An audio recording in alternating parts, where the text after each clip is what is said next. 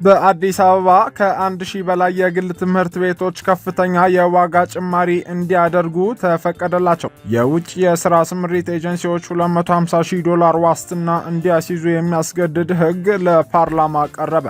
ከፍተኛ ልምድና አገልግሎት የነበራቸው የጠቅላይ ፍርድ ቤት 3 ዳኞች ስራቸውን ለቀቁ። ሰላም ጤና ይስጥልን ውድ የኢትዮጵያ ሪፖርተር ዩቲዩብ ቻናል ተከታታዮች፣ ወቅታዊና ፈጣን መረጃዎች እንዲደርሷችሁ የኢትዮጵያ ሪፖርተር ዩቲዩብ ቻናልን ላይክ፣ ሰብስክራይብ እና ሼር እንድታደርጉ እያስታወስን የሰዓቱን ዜናዎች ኢሊያስ ክፍል ያስደምጣችኋለሁ። አብራችሁን ቆዩ። ከፍተኛ ልምድና አገልግሎት የነበራቸው የጠቅላይ ፍርድ ቤት 3 ዳኞች ስራቸውን ለቀቁ። በስር ፍርድ ቤቶች ከረዳት ዳኝነት ጀምረው እስከ ፌዴራል ጠቅላይ ፍርድ ቤት ከ20 ዓመታት በላይ የሰሩ የዳበረ እውቀትና ልምድ ያላቸው 3 የፌዴራል ጠቅላይ ፍርድ ቤት ዳኞች ስራቸውን በፈቃዳቸው መልቀቃቸው ታውቋል። 3ቱም ዳኞች ለፌዴራል የዳኞች አስተዳደር ጉባኤ ጽሕፈት ቤት ባቀረቡት ተመሳሳይነት ባለው የስራ መልቀቂያ ደብዳቤ በተሰጠኝ ኃላፊነት ሀገሬንና ሕዝቤን አቅሜ በፈቀደ መጠን አገልግያለሁ። አሁን ግን በግል ምክንያት በስራዬ መቀጠል የማልችልበት ሁኔታ ስለተፈጠረ ከዳኝነት ስራ ለመልቀቅ ተገድጃለሁ በማለትም የመልቀቂያ ደብዳቤ አቅርበዋል። ጽሕፈት ቤቱም ጥያቄያቸውን በመቀበል መልቀቂያ ያቀረቡት 3ቱም ዳኞች በስራ ላይ በነበሩበት ጊዜ በስነ ምግባር ጉድለት ምክንያት ተቀጥተው የማያውቁና መልካም ስነ ምግባር እንደነበራቸው በጽሕፈት ቤቱ ኃላፊ በአቶ ቡላዋጋሪ በርቶላ ፊርማ የተረጋገጠ ማስረጃ ተሰጥቷቸዋል። ከግንቦት 20 ቀን 2017 ዓ.ም ጀምሮ ከፌዴራል ጠቅላይ ፍርድ ቤት የዳኝነት ስራቸውን የለቀቁት ዳኞች አቶ ሀብታሙ ወርቅይሁን፣ አቶ ኑረዲን ከድር እንዲሁም አቶ ብርሃኑ መንግስቱ ናቸው። የውጭ የሥራ ስምሪት ኤጀንሲዎች $250,000 ዋስትና እንዲያስይዙ የሚያስገድድ ሕግ ለፓርላማ ቀረበ። ማንኛውም የውጭ የሥራ ስምሪት ኤጀንሲ ከካፒታሉ በተጨማሪ ለሰራተኛው መብት ክብርና ደህንነት ዋስትና ማስከበሪያ የሚውል $250,000 ዋስትና እንዲያስይዝ የሚያስገድድ ረቂቅ ሕግ ለፓርላማ ቀርቧል። ረቂቅ አዋጁ ኤጀንሲዎች ከሚያስመዘግቡት ካፒታል በተጨማሪ በስራና ክህሎት ሚኒስቴር የባንክ ሂሳብ ተቀማጭ የሚሆን የዋስትና ገንዘብ እንደ ደረጃቸው ልዩነት እንዲያስቀምጡ የሚያስገድድ ሲሆን በዚህም ደረጃ 1 ፈቃድ ያለው ኤጀንሲ $250,000 ዋስትና እንዲያስቀምጥ ይደነግጋል። ደረጃ 2 ፈቃድ ያለው ኤጀንሲ $200,000፣ ደረጃ 3 $150,000 እንዲሁም ደረጃ 4 $100,000 እና ደረጃ 5 ፈቃድ ያለው ኤጀንሲ ደግሞ $50,000 ዋስትና እንዲያስቀምጡም በሕጉ ተደንግጓል። ኤጀንሲ ሆኖ ለመስራት የሚፈልግ ማንኛውም ሰው ከሚኒስቴሩ ፈቃድ ማግኘት እንደሚኖርበት የሚደነግገው ይኸው ረቂቅ አዋጅ በግለሰብ የተቋቋመ ኤጀንሲ ስራ አስኪያጁ ወይም ሰራተኛው በጉዞ ወኪል ወይም በአየር መንገድ ትኬት ቢሮ ውስጥ በአመራር ወይም በሰራተኝነት የሚያገለግል ከሆነ እንዲሁም የስራ ውል በሚኒስቴሩ ሳያጸድቅ ሰራተኛን ለስራ ማሰማራት ፈቃዱ እንዲሰረዝ እንደሚያደርግም ተደንግጓል። ከሚኒስቴሩ እውቅና ውጪ ከመዳረሻ ሀገሮች ጋር ስምምነትና የኮሚሽን ድርድር ማድረግ በረቂቅ አዋጁም የተከለከለ ሲሆን ይህንን ተላልፎ የተገኘ ኤጀንሲ ወይም ማህበር ፈቃዱ መሰረዙ እንደተጠበቀ ሆኖ የድርድር ውጤቱም ተቀባይነት እንደማይኖረው ተመላክቷል። የስራና ክህሎት ሚኒስቴር ወይም አግባብ ያለው ባለስልጣን መስሪያ ቤት በአዋጁ ወይም በአዋጁ መሰረት የሚወጡ ደንብና መመሪያን በመተላለፍ በሚፈጽመው ጥፋት ላይ በሰጠው ውሳኔ ቅር ከተሰኘ ውሳኔው በደረሰው በ15 ቀናት ውስጥ ለፌዴራል ከፍተኛ ፍርድ ቤት ወይም በክልል ስልጣን ለተሰጠው ፍርድ ቤት ይግባኝ ማቅረብ ይችላልን ተብሏል። ስማቸው እንዳይጠቀስ የፈለጉ በስራ ላይ የሚገኙ ኤጀንሲዎች የስራና ክህሎት ሚኒስቴር የሚመድብላቸውን ሰራተኞች ብቻ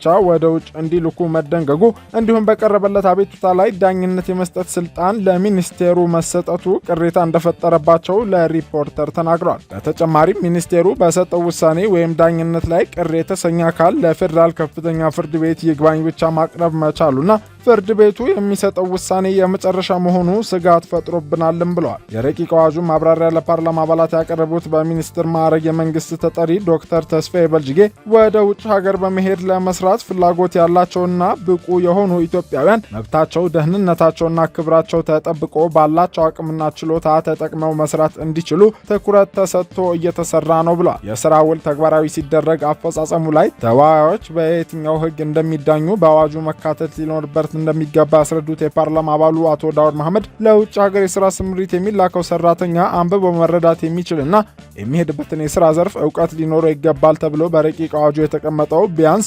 12ኛ ክፍል የጨረሰ የሚል ሊካተትበት ይገባልም ብለዋል። የአማራ ብሔራዊ ንቅናቄ አብን ተወካይ የፓርላማ አባሉ ዶክተር ደሳለኝ ጫኔ በበኩላቸው ባህርተኞች ብዙ ጊዜ ስልጠና ከተሰጣቸውና ከተቀጠሩ በኋላ የደሞዛቸውን 60 በመቶ ለማሰልጠኛ የወጣ ወጪ ተብሎ ከቀጠራቸው ድርጅት በቀጥታ መንግስት እንደሚወስድና ይህ ሊሆን እንደማይገባ በአዋጁ መካተት ይኖርበታል ብለዋል። ወደ አረብ ሀገሮች በቤት ሰራተኝነትና በጉልበት ሰራተኝነት የሚላኩ ዜጎችን በሚመለከት ረቂቅ አዋጁ በፊት የነበረውን የዘፈቀደ የስራ ስምሪት ስርዓት ለማስያዝ የሚያስችል በርካታ አንቀጾች እንዳሉት መመልከታቸውንም ገልጸዋል። ሆኖም ረቂቅ አዋጁ ኤምባሲዎች፣ የስራና ክህሎት ሚኒስቴር እንዲሁም የውጭ ጉዳይ ሚኒስቴር ላይ የሚጥለው ግዴታ አለመኖሩንና ለውጭ ሀገር የሥራ ስምሪት የሚሄዱ ዜጎችን በተመለከተ ተቋማቱ ስላለባቸው ግዴታ በአዋጁ በግልጽ ሊቀመጥ እንደሚገባም የምክር ቤት አባሉ አሳስበዋል።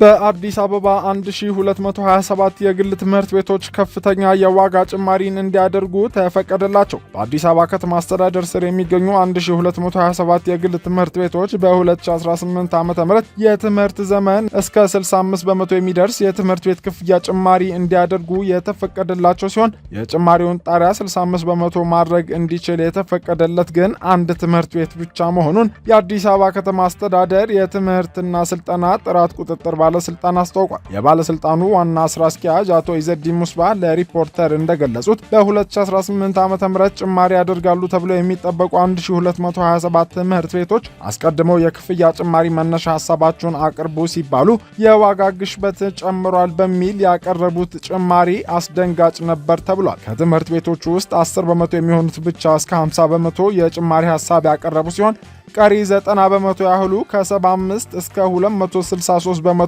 ጭማሪ ማቅረባቸውንም ተናግረዋል። የከተማ አስተዳደሩ ካቢኔ የክፍያ ጭማሪ ጣሪያውን ሲያስቀምጥ አንዱ መሰረት ያደረገበት ነጥብ የትምህርት ቤቶች ጥራት ነው ያሉት አቶ ኢዘዲን በዚህም ከደረጃ 1 እስከ ደረጃ 4 ተብለው በመስፈርት መለያየታቸውንም አክለዋል። ከነዚህም ውስጥ ጥራቱ የተሻለ ነው የሚባለው በደረጃ 4 ውስጥ የሚገኙ ትምህርት ቤቶች መሆናቸውንም ገልጸዋል። ደረጃ 4 የተሻለ ጥራት ያለው ትምህርት ቤት ነው። ጭማሪ ሲያደርግም ከደረጃ 2 ጋር እኩል መሆን የለበትም።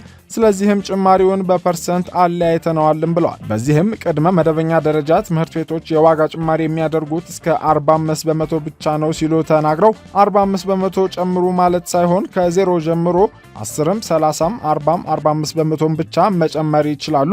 ነገር ግን ከዚህ ማለፍ የለበትም ብለዋል። አንደኛ ደረጃ ትምህርት ቤቶች እስከ 40 በመቶ፣ መካከለኛ ደረጃ ትምህርት ቤቶች እስከ 45 በመቶ እንዲሁም ሁለተኛ ደረጃ ትምህርት ቤቶች እስከ 55 በመቶ ዋጋ መጨመር ይችላሉም ተብሏል። በጣሪያው መሰረት 144 ትምህርት ቤቶች እስከ 40 በመቶ፣ 591 ትምህርት ቤቶች እስከ 45 በመቶ፣ 378 ትምህርት ቤቶች እስከ 50 በመቶ፣ 47 ትምህርት ቤቶች እስከ 55 በመቶ፣ 66 ትምህርት ቤቶች እስከ 60 በመቶ ሊጨምሩ እንደሚችሉም ተገልጿል። ከሁለተኛ ደረጃ ትምህርት ቤቶች ውስጥ አንድ ትምህርት ቤት ብቻ የመጨረሻውን ጣሪያ ማለትም እስከ 65 በመቶ ክፍያ መጨመር እንደሚችል አቶ ኢዘዲን አመላክተዋል። በከተማ አስተዳደሩ ከሚገኙ 1585 ትምህርት ቤቶች መካከል 358 ያህሉ በ2016 ዓ.ም የትምህርት ዘመን የጨመሩ ስለሆኑ በቀጣዩ ዓመት እንደማይጨምሩ ዋና ስራ አስኪያጁ ገልጸዋል። እነዚህ ትምህርት ቤቶች ክፍያ መጨመር የሚችሉትም በ2019 ዓ.ም እንደሚሆን አክለው ገልጸዋል።